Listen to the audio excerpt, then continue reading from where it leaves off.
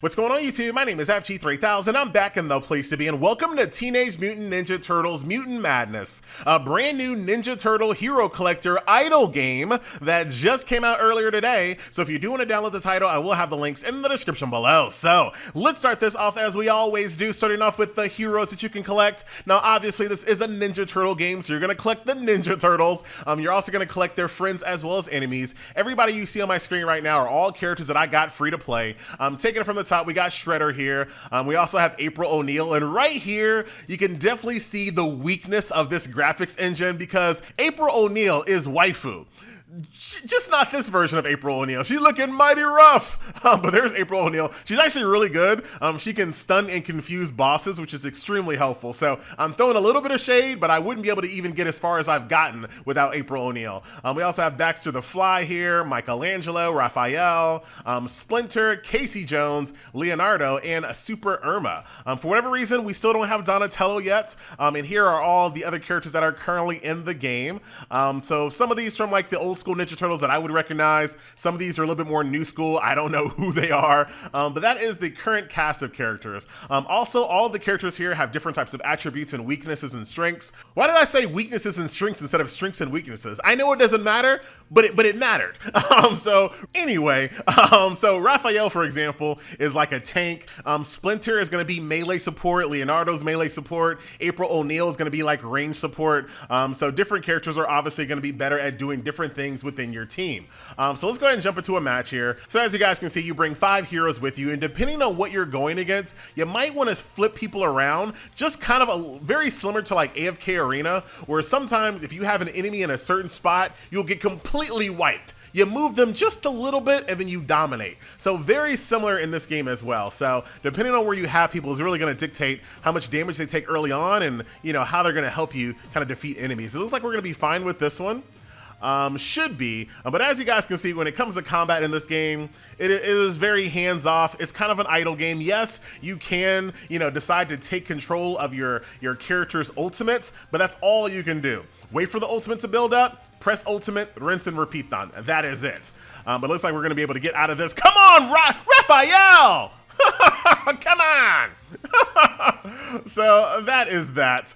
If I don't have enough power, I can always go into my little character tree here and decide, you know what? I'm going to go ahead and pour a little bit more EXP into my Shredder. Actually, just go ahead and bring him all the way up to level 38. All of that currency that I just used to power up Shredder obviously is going to be gained whether you're online or offline via the lair. And I'll show you the Turtles Lair here in a second. Basically, the Turtles Lair is where you get all of your idle offline resources. So exactly like any other idle game, but they did try to make it thematically fit the Ninja Turtles. Speaking of thematically fitting the Ninja Turtles, I've got to say I'm very disappointed that they went through all this trouble to put all these Ninja Turtles in the game, buy the Ninja Turtles IP, but it doesn't really feel like they went that extra step, right? There's not a single voice line in the game, so you're never gonna hear Cowabunga or Turtle Power or anything. Like, it's like the bare minimum. Yes, it's Ninja Turtles, there's sewers and slime and stuff like that, but there's nothing to make it feel like more alive. It is just a very, very sterile experience in my opinion. And it shouldn't be because these are the Ninja Turtles, man. So why, I don't know. I don't know why they didn't give them more life, but that's what we have here in the world of Mutant Madness. So that's the adventure mode. As you guys can see, you're gonna continue going from node to node to node. There's no 3-star or anything like that in this game. Just beat it by any means necessary and you move on to the next one. Here's the lair that I was talking about.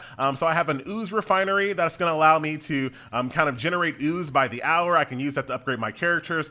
A scrap collector, which I can use to upgrade my little buildings in my lair. A research lab, which allows me to get crystals, that way I can do summons for 2 stars. And I'll show you what the summon system looks like a little bit later. A little season pass, just like in all these games, you got a free pass, then you have a paid pass here as well. It looks like the only thing the paid pass is really going to get you is some currency. So cash out currency, in-game currency, a free character there, and that's really about it. Pretty boring. Just in-game, paid currency, and a Ninja Turtle. I don't know what that is. I think that's like a deck or something, like a summon deck. There's PvP, as you might expect. So let's go ahead and get embarrassed one more time with PvP. Look at this guy! 16,000 power? Look at my power! Dude, you've been playing for real. But yeah, PvP, exactly what it is in like in campaign and story. You know, obviously, it's really just gonna come down to how well leveled your units are, your formations, and your synergy. Not really gonna be any skill involved whatsoever. That's really kind of what it boils down to. So just got defeated, and as you guys can see, this is going to be based on a season, so in about 4 days and 16 hours the season will end and I'll get rewards. And of course there's going to be a ranking here as well. I'm ranked 35. I'm ranked 35. No, that must be something else. Yeah, that gotta be something else. Like, no, I'm ranked 38. So I probably was ranked 35 until I went in and lost. Like, my loss made me worse. I was better off not playing. So not a lot of people playing the game right now. So that was PvP. There's also guilds in the game as well. I'm just gonna join this one just for the sake of the YouTube, just to jump in there. So now I'm in a guild. I don't think anything really came from that other than we're in a guild together. I don't like, dude, it's so weird to me that here in 2020 we're still releasing games that have no guild functionality whatsoever. Like, just joining a guild for the sake of joining the guild. Maybe I'm wrong. Maybe there's something I'm just not seeing right now because I'm doing this live. I'm looking, but I don't see much. So nothing there. The only thing I really don't have unlocked right now is going to be the advanced lab, which will allow me to get better summon currency here. Once again, I'll show you what that looks like here in a second. A currency that will allow me to power up all my heroes, and then something that will allow me to produce mod parts. There's still more sewer to be found down here, so you know, they got some room for the future if they want to add even more gameplay modes. But for right now, that is the extent of what's in the game right now. So the adventure mode, the PvP, your idle actions where you get ooze and scrap, and then joining a guild for I don't know what reason, and that's pretty much it. If you look over here at the event tab, it's not necessarily events per se, so it shows off the season pass, and it also has these kind of events here that are kind of, in my opinion, more passive events. These are not active events. So all these events is basically summon heroes, gain rewards, and then you get ranked based on how many heroes that you've summoned in the time period, and then you get rewarded based off of that. This next one is collect and spend ooze. Once again, you really don't have to do anything. You collect as much ooze as you possibly can, you spend it, and you get reward once the season is over. I'm ranked number 2, so that what that tells me, that tells me that I'm like in a shard. So I'm probably in like a beginner or starter shard. That's why I'm ranked 2 in that event. And I was ranked 35 in PvP. And then I'm ranked 16 here. So I'm probably on some type of like newbie shard to help me get boosted up. But that's it.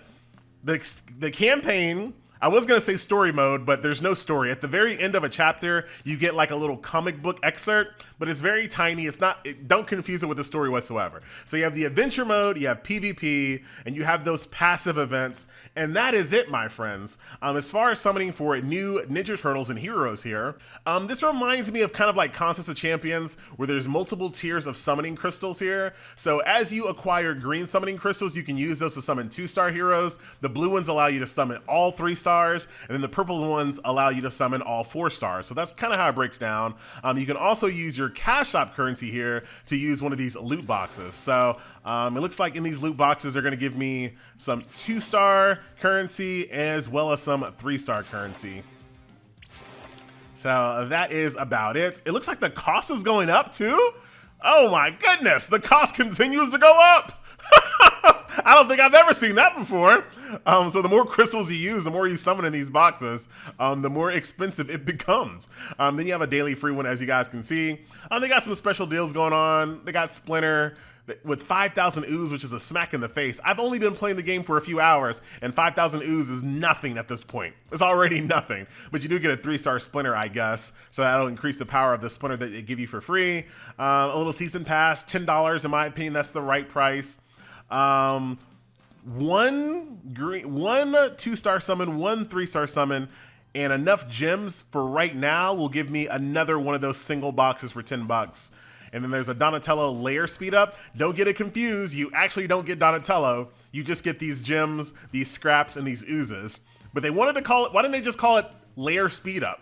Why they got to put Donatello here? Looks a little shady. Looks a little shady.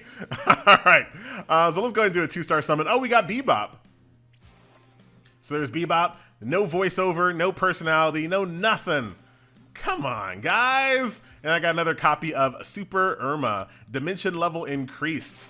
That's the first duplicate character that I've received thus far. So there she goes. Getting stronger and stronger. Shout out to, I don't know who Irma is, to be honest. So that is that. And I just kind of showed you that the characters do have equipment as well to get them even more powerful. And all the equipment is like thematic. So you can kind of see shades on Bebop, nunchucks for Michelangelo, size, of course, walking staff, and whatever the super tiara is there. So that will do it, ladies and gentlemen, and a nice little look at Teenage Mutant Ninja Turtles Mutant Madness. Overall, I just don't feel like they use the IP to its utmost potential. I feel like it's a bare minimum effort, and I also don't really feel like the developer is going to be able to support this game long term. I think the IP is a little limited, and I love the Ninja Turtles. I think they're great, but I do think the IP is a little limited for a hero collector. And then, like I said, I really, considering what's in the game right now, seems like a bare minimum effort, which makes me not very optimistic for the future of how this game is going to be supported and will those new gameplay modes be added into the game anytime soon.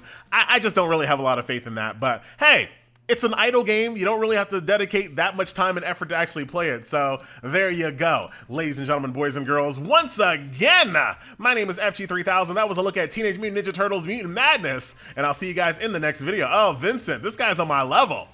All right, this is gonna be a little better. We better win this one this time.